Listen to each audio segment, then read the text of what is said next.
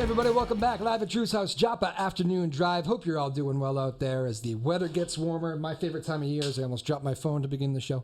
I hope everybody's doing well. Sarah Blackstone running things again. She's literally the only one here right now, so she's doing a great job as always. Sarah Hayden, the boss, who I was just texting before the show. She's running around too, so it's our small but mighty team here in Newburyport. I appreciate them so much and all the work they do as I do the easy part and talk to interesting people, including today my good friend, musician out of Newburyport, Alex Anthony of the Alex Anthony Band. Hello, sir. How you doing? Good. How are you? Doing good, man. Lots of. We were just saying. So you're obviously you know the show very well. You're one of our first guests. You've been a regular ever since. You live right down the street. But it's been about a year.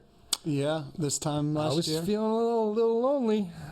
Studio missed you here. Well, I wanted to make sure I had some new material to bring to the table before. I understand. All right, and you got some of that today. You're gonna play a little bit for us here in a little bit, which is good. How you been? I've been good. Been very busy. Yeah. Gearing up for the summer and just got back from London. Yes. Just for vacation, not for playing. In our personal life, I've already attacked him for this, but he is I believe, the only person in my life who I saw 48 hours before taking off to London and didn't actually tell me he was going to London. I learned through Instagram. It's a lifestyle. It's a lifestyle. Yeah. That's what my first boss told me when we were complaining about early hours. We bumped everything up a half hour, and he said, it's a lifestyle. It's a lifestyle. It's a choice. And we all kind of had some choice words for that former boss, but no, he was a great boss. Absolutely. But yeah, all right, very good. How was London? London was phenomenal. It was my first time there, not just hopping from airport to airport. I didn't have any plans, just kind of went on a whim. I have a friend that works for JetBlue, so they hooked it up, got a nice cheap fare, and the first night I was there, just went pub to pub, tried to meet some people. Heard the most phenomenal musician, Murdo Mitchell. Okay. Did a lot of covers, had a lot of originals, just truly electric, had just a great vibe, a great voice, and gave me some inspiration to go back there and play. That good? Yeah, he was so good. So you're inspired to actually go there and play, all right? Yeah. You're going to do it again? Yes, absolutely. Next month you're going to go again? I wish. Just not tell anybody? The summer is filled up. Yeah, man, you do play a lot. You taking care of that voice of yours over there? Yes, except for Sunday night. I played at the Beachcomber, and after that, I went to a Linkin Park tribute band. Oh, okay. I was yelling all night. Yeah. Is that a favorite of yours, Linkin Park? I remember it's kind of our age group. But... It's middle school, early high school nostalgia. Yes. And it just it hits. And they are yelling. Yes. There's some yelling involved there. Yeah, there's a lot of teenage angst. You know. Wait, so you did that after your Beachcomber show, which also I saw you had a good. I didn't make it that night. That was also Mother's Day. You had a lot that I would think would usually work against you, but when you play Newburyport with the band, you kind of you get crowds anyway. It did. It was busy. I would say we were at like 85% of what we usually pull because there was a Celtics game and it was Mother's Day. Yeah, that's what I was thinking. Yeah. So we were up against it a little bit. At least, in the back of your head, the Celtics won too. So it kind of adds to the happy vibe of the day, right? 100%. I'm speaking of Mother's Day. I got to meet your lovely mother in Boston for one of your shows recently, which was I was surprised I had not. I think we maybe did meet one time. You met at the briefly. Bell in Hand as well? Yeah. With the band. Before that, you mean? Yeah. Oh, so I met her there originally? Yeah. So she said that, and I guess I kind of... Sure. It was quick. Yeah. It was quick. There's a lot going on at the shows, There's a lot going on. Yeah. Wait, you don't mean like a month ago, though? You mean... Because I thought that was the first time I met her a month ago. Yeah, so I think you had met her once before that, but I can't remember. But you remember the Bell in Hand. I remember the Bell in Hand, okay. yeah. I think it was Plum Island Grill maybe, or when I met her before, if that makes sense. I don't know. But I remember it being briefly, and I was thinking afterwards, I don't think I realized that was... Right. So that was good. But we officially got to do it at the Bell in Hand, which was very nice. Correct. And we had a very fun night again. Your band is fantastic, as always. How the boys doing? I tried to get you to skip out on rehearsal this week, but you've refused to do it. So we have Bernie's coming up this Saturday. Okay. Bernie's Beach Bar, 5-piece band on a phenomenal stage at 8 p.m. It is a cool stage, isn't it? Yeah, and we just have to work out the kinks, shake off some of the rust for our bigger sets. Yeah. And because those are like, what, 4 hours? 4-hour gigs, yeah. I mean... They're a workout. They're an absolute workout. I know you take breaks, but they're not long. For those 4-hour sets, we do take breaks. What do you do? 2 usually? Can you do whatever you want? Do they care? No, they usually map it out for us. Yeah. We'll do like 2 20-minute breaks at Bernie's, but for example, Beachcomber, we took 0 breaks. 0 breaks. 3 hours straight. Into Lincoln Park. Yeah. Into Lincoln Park. A lot of work on the Shout voice. them out, Paper Cut, by the way, from Rhode Island. Okay. Did a phenomenal job. They were good. You're right. Yeah. But where was it again? Wally's. They played Wally's. Gotcha. Hampton Beach. It's funny, man, to watch because you and I both spend a lot of time there. It's funny to watch like the off-season crowd quickly turn into not so off-season, Yeah. right? Oh, yeah. It's quite a thing. The whole demographic there is pretty interesting. Yeah, it's good. It's a good way of putting it. Yeah. In the best way, I mean, of course. Yes, It's, of course. it's a fun place. They are good to musicians there. Listen, I grew up in Haverhill, so, Yeah. you know. We want to go I through. accept all. You want to go through each community? Yeah, exactly. But I mean, I do love that about. I always say this about Hampton because there was this like. I remember this thing when I was growing up. It would be like, if you want to go to a nice beach, you go to like Good Harbor, or you go to like Gloucester, like Hampton Beach, a little bit more of a party scene, like not necessarily like, but it's really just a fun place to be. For sure. Okay, music everywhere. Music everywhere. That'll be the we don't have to. I don't have to endorse Hampton Beach the whole time we're doing this show, but No. I enjoy my time there with you. Anyway, and so Bernie's is Saturday. That's always a big one for you. I've seen you make excellent videos. You're getting pretty good with the social media there. I've seen some of that stuff from last year. That was cool. Always trying to get better with that, but Yeah. it's kind of it goes hand in hand. The more opportunities you get, the more people that come to your shows, Yeah. the better places you play, you get better content, and as you networking, get right? better, the content gets better. Yes. So it's kind of just falling into place. It's like the musician's way of networking. It's just I'm going to play this place. This Yep. person's going to come out and see me. That's how I met you, right? I met you on this show, or did I meet you before? I can't even remember. It's been so long now. I have no idea how we It met. is weird, right? I was just thinking that. How the hell did I meet you? It's funny. Port Tavern. I feel like no. Yeah, I feel like no. We'll get to the bottom of this by the Yeah. time it's over. So you're writing some new songs. I'm writing some new songs. I just recorded one. Sometimes he texts me. It's funny, and he goes, "Ooh, just wrote one." Yeah, they come. The best songs are written Yeah. within an hour. Yeah. The ones I take, a couple weeks for, they're not as good.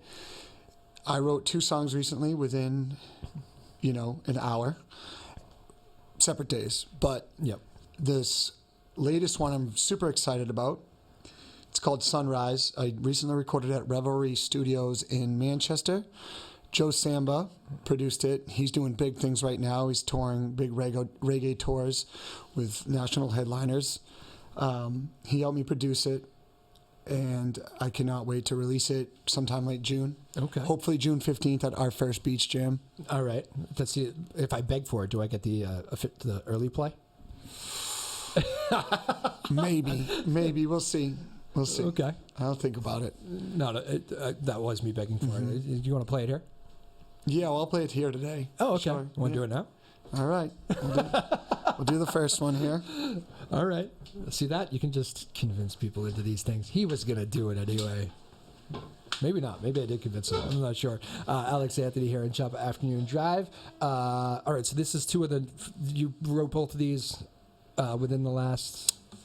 So this one is Sunrise. Okay. And I was up in Killington, Vermont, playing for this awesome restaurant group, I should say. It's not necessarily a chain. There's 3 of them, but it's called Rivershed. There's one in Braintree, Situate, and one in Killington, Vermont. The owner is nice enough to put you up in a little apartment, and you play 3 straight shows for the weekend. You get to enjoy the ski life, Okay. which is a completely different lifestyle up there. And I was just sitting in my apartment, and this just kind of came to me. So, and yeah, here it is. All right. Alex Anthony on Joppa Afternoon Drive. Take it away, my friend.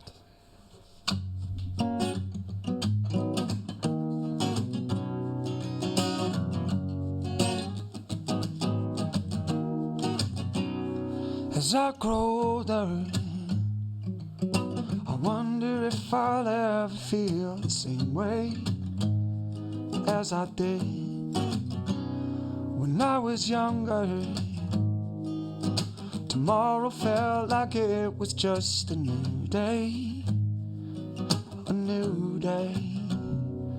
There was endless possibilities. My life felt top quality. No worries, near or far. This may sound crazy. I fell in love with a girl on Instagram that I never met. If I had the chance, then just maybe, if I feel the same way that I do, a first kiss would be just like the first time we saw the sunrise. The first time we saw the sunrise. How do I tell her? Will she know I wrote this song about her? I'm getting closer to feeling like myself, and I'm excited. It's so inviting for when we meet and what we'll do. Everything will feel brand new. I'll drive her far to take you out. We'll feel the spark, there is no doubt. It's crazy. I fell in love with a girl on Instagram that I never met. If I had the chance, and just maybe, if I feel the same way that I do, a first kiss would be just like the first time we saw the sunrise. The first time we saw the sunrise.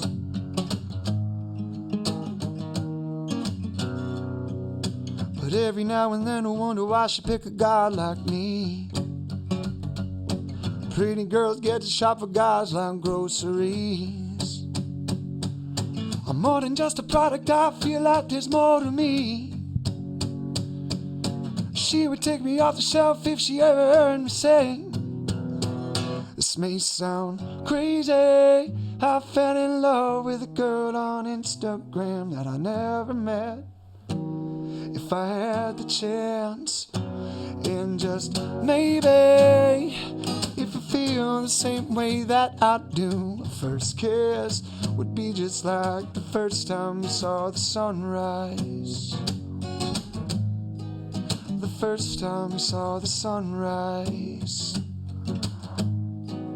The first time we saw the sunrise. Woo!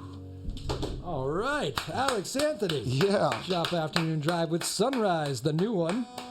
One of the new ones here. He's releasing. Going to be hearing a lot of that this summer, I would imagine. It sounds phenomenal on the recording. I cannot wait to show that one. Absolutely. Very nice, man. That's a good one. You do you enjoy the writing process? Or do you have to kind of force yourself to sit down and do it? So that's the funny thing. I only enjoy the writing process if it's quick. Yeah. If like this one that I just pumped out, and then the one I wrote this morning, if it's quick, it's enjoyable. Yeah. But other than that, I don't enjoy the writing process at all. I've heard that Just with don't. recording too. It's like, so I remember hearing, and some people are weird. Some people will, like to grind over it for days, months, years. Yeah. But I remember like Neil Young, I think he was on like Howard Stern talking, and Stern was talking about, you guys did such a great recording of that. And I remember he goes, yeah, it is a great song. You should have heard the first one. Like the first take we did that day was the best one. He goes, and we could never match it. And he's like, I told them, like, he was like, that's it, boys, keep it. And like, we kind of had some pushback between Crosby, Stills, Nash, and Young, and they didn't keep the first one. And he goes, I've never got the sound that I got on that first one. Like we blew it away the first time we played it. And there's just so many variables, and it's just like the magic that can happen in the studio can happen on the first try, or it could happen after grinding it out over and over again. For example, that song that I just wrote was not the first song. That was not how I first wrote it. Joe Samba did a really good job of fleshing it out, and we were in there for 2 straight days, 12 hours, 12-hour days, just attacking it different ways until it sounded the best that it did. Yeah, and to the point where you thought it was the best too. Every once in a while, there's that one good take. It can be the first one. But is it weird too when you have a like I don't know if maybe you have some songs that you write that are like, don't touch this. Like, this is my song. This is exactly where I want it. You don't really want somebody picking away at it, or is it? Are you kind of open to like, you know what? If you think this one I went completely open into, yeah. and he was honestly at some points he was like, "Are you okay with this? Are you sure?" Yeah. And I'm like, "Dude, I would do that let's too. let's just do it. Yeah. Just do it the way you want, because you only hear your songs from your perspective. Yeah. It's almost like you have 3 voices. You have the one that you hear when you speak. Yeah. You have the voice that you hear when you hear yourself on a recording, and then there's the voice that people hear you. And it's the same thing with a song. Yeah. Like, and I hear it one way, and I hear it coming out of my voice, and then I hear it through that way. You need to hear that third person, that third dimension, to really make this a song as good as it can possibly be. I feel that way. Yeah. And I wish I could do that with every song, but the key is to find the right person for the song. Like Joe was perfect for that one. It's going to be a beachy, almost 90s Sugar Ray vibe, like with a little bit more edge to it, a little pop punk in there. Yep. And he was a perfect guy for that. Yeah. But like a song that I have that I'm playing later is going to be more of somebody who can produce like a Mumford & Sons song or something like that. Like, gotcha. So you need the right person, the right perspective. Yeah. That's funny too. Yeah. For a different project. I guess that's why that makes sense. Why different, producers produce different albums from the same artist. It's like there's a certain feel or a certain vibe you're going for. That makes complete sense to me. Very cool. I know, just because I know you well, it's you are like me, where you kind of come alive this time of year as the weather gets warmer. We both. Is it safe to say? I know. I'll speak for myself. I kind of hate the cold weather in the winter. I think you kind of feel that way too.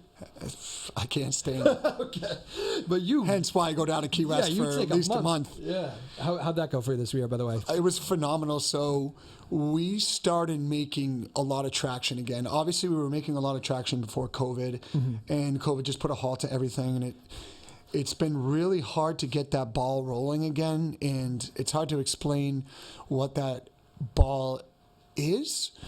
I was explaining this to somebody the other day. Before COVID, the feeling and the crowd feeling, when you would go to a show, we would say we would play the deck.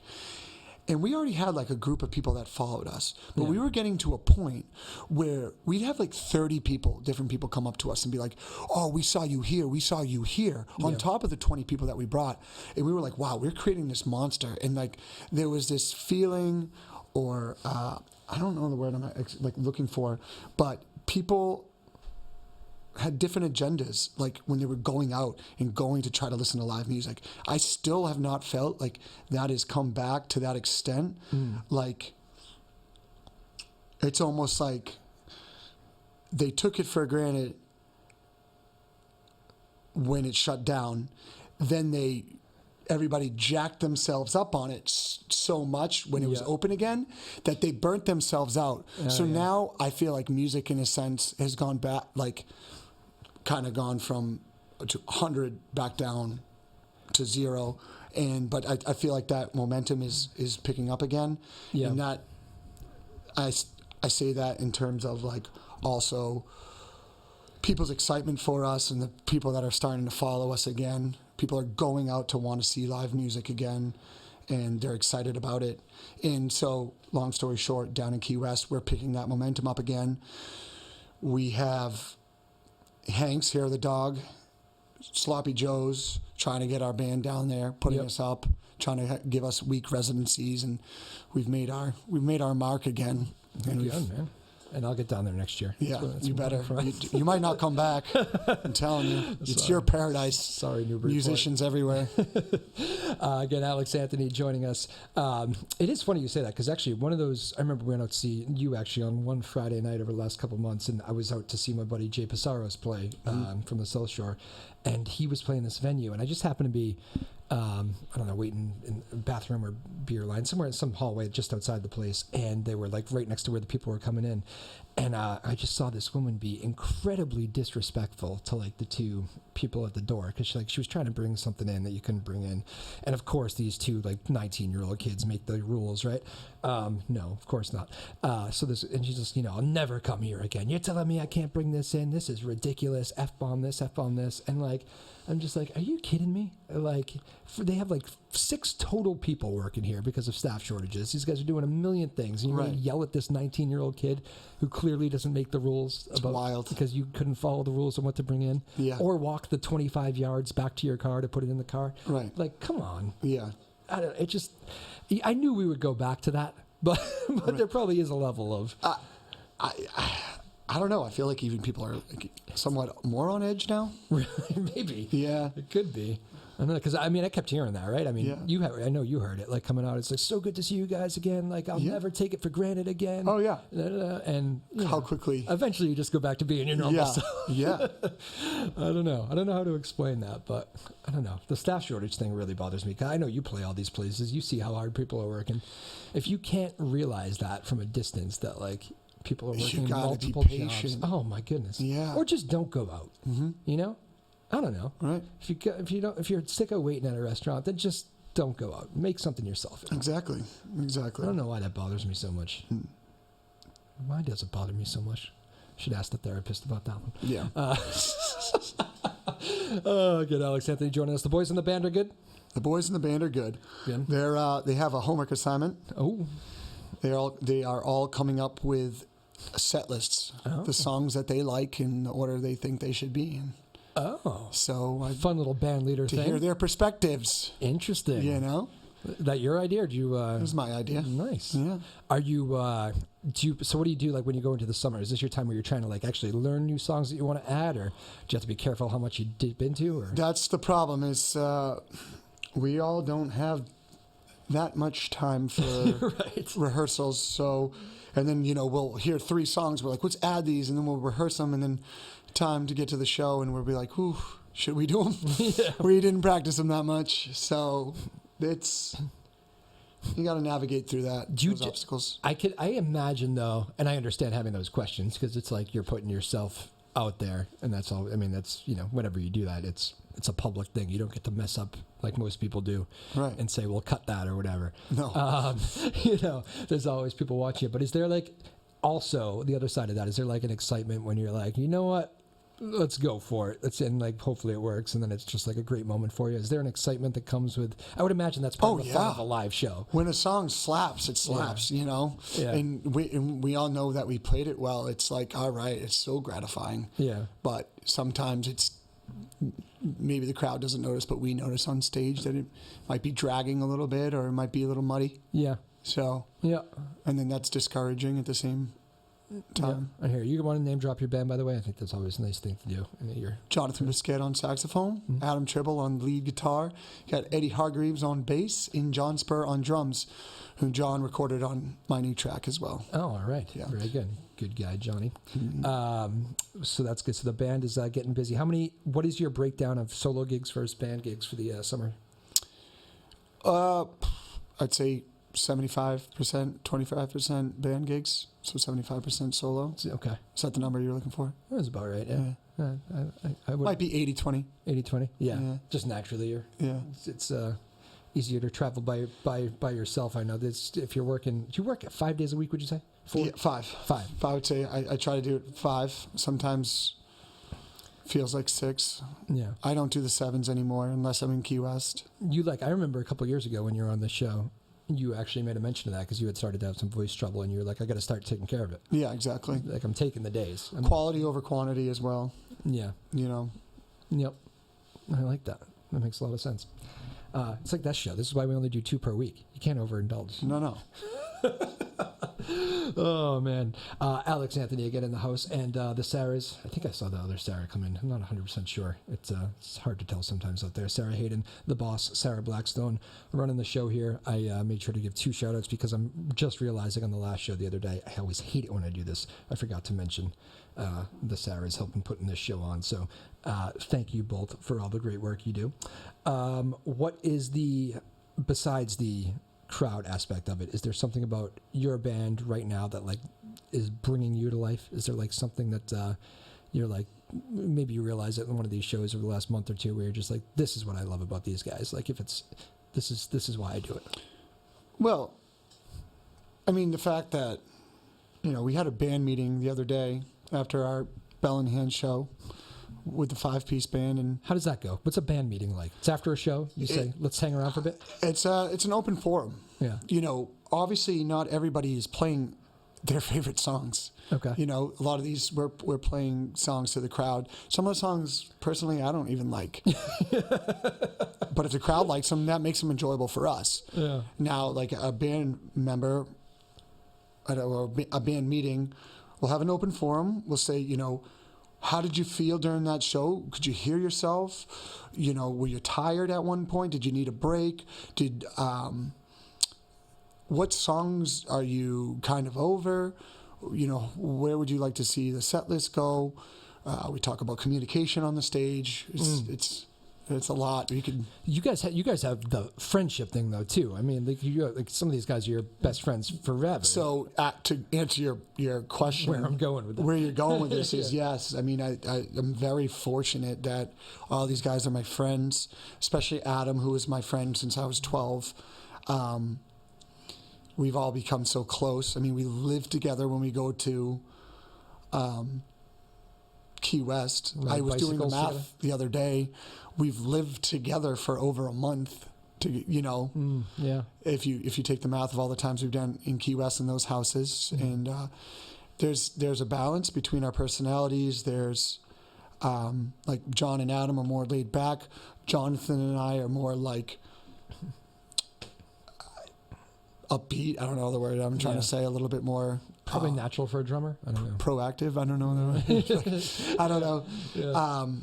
And so we all balance each other off well. Like if there was 4 me's, it would not work. If there was 4 of Adams, it would not work. Like, so, you know, it's.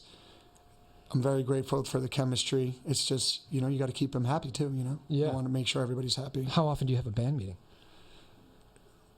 Not too often. As needed? Yeah, as needed.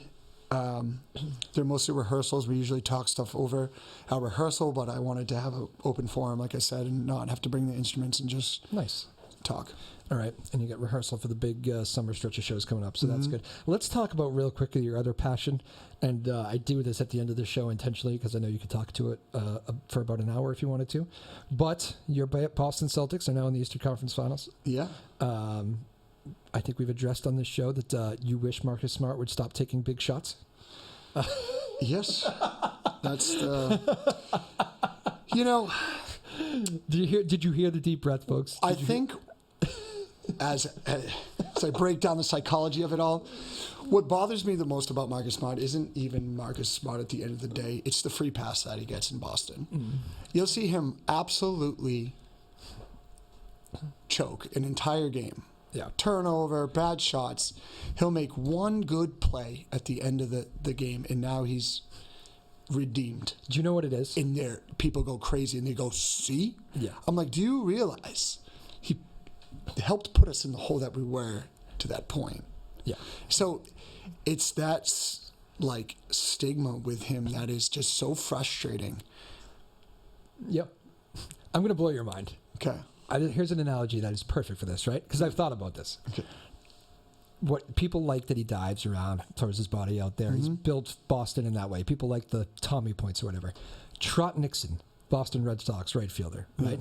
People loved Trot Nixon. Dirty hat, always a dirty uniform, crashing over the wall, diving for balls, not always making plays, whatever. Hit like, I don't know what his batting average was. It wasn't crazy. 270-ish? Maybe lower. Maybe lower. But people loved. That's my point, though. Loved. Maybe even lower, and he was loved here.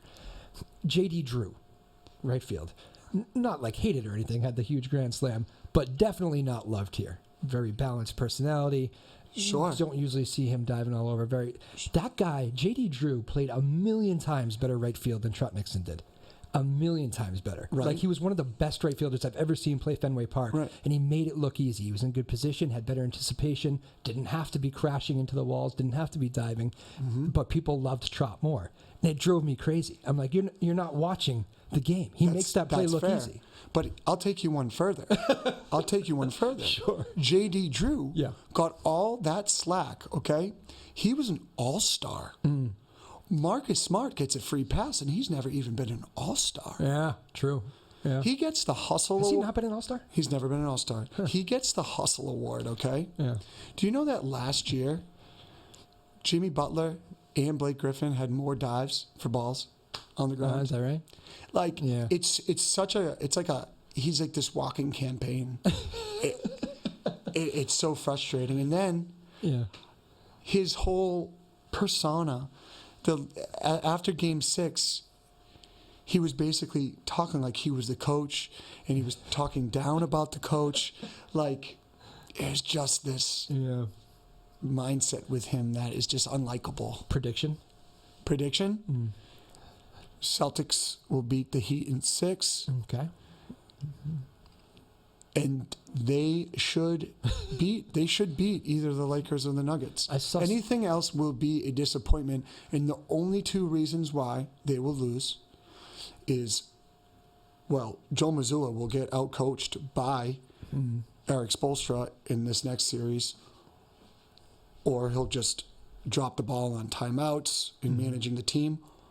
And he's too afraid to take out Smart down the stretch and leave his shooters in that are hot, like Derek White and Malcolm Brogdon. And that will be the reason why they lose. And if I'm wrong, then he had taken out Marcus Smart. And he did what I said. If they win. Yep. And we've come full circle to the gist of this. Perfect. Fantastic.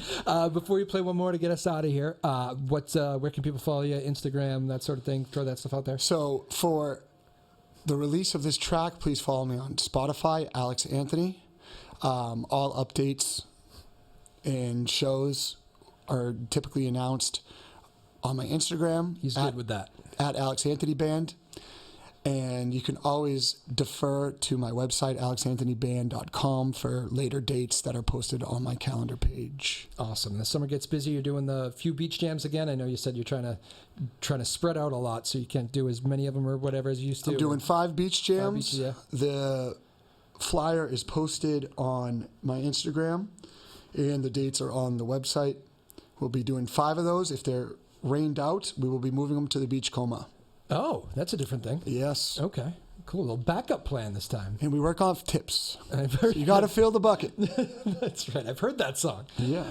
Very good. So, check Alex out. And whether he's solo or with the band, you can see him in Massachusetts, New Hampshire. You bounce around quite a bit, but go find him on those pages and go find some great performances. You want to do one more here to play us out? Yep. This might be a train wreck, folks. So, see what happens. All right. This is another new one, I take it here. I wrote it this morning. This is the one I got the text message about. I got one of these today too.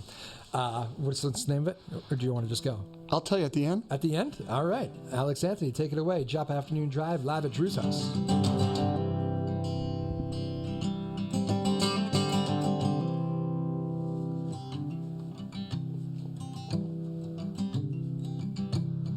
I'll fix my voice if you ask me to sing and tell me you're coming today. As the crowd makes demands, they're raising their hands and screaming the words in my face. There's a lightning that's shining from across the room that I haven't seen for years. But the timing is winding down to a place that'll collect my tears.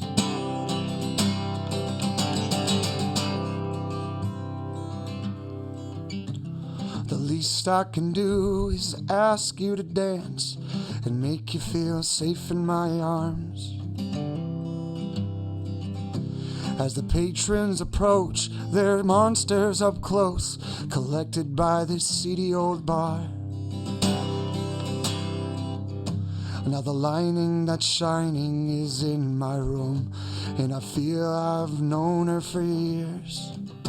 But the timing is winding down to a place that'll only collect my tears.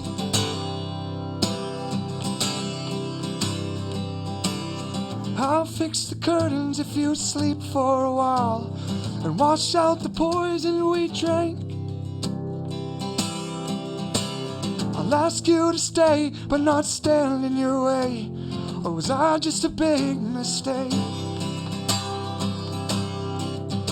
Now the lining that's shining is leaving my room, and I won't see her for years.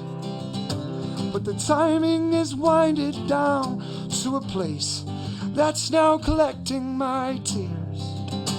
But the timing is winded down to a place that's now collecting my tears. Hey! That one's called One Night Stand. One Night Stand. Written this morning. Written this morning. I won't even ask you what happened the night before. Live at Drew's house, Joppa Afternoon Drive, Alex Anthony. That's about as R-rated as we get to end the show. Thank you to the Sarahs. We appreciate it very much. Have a good weekend, Newburyport. We'll see you.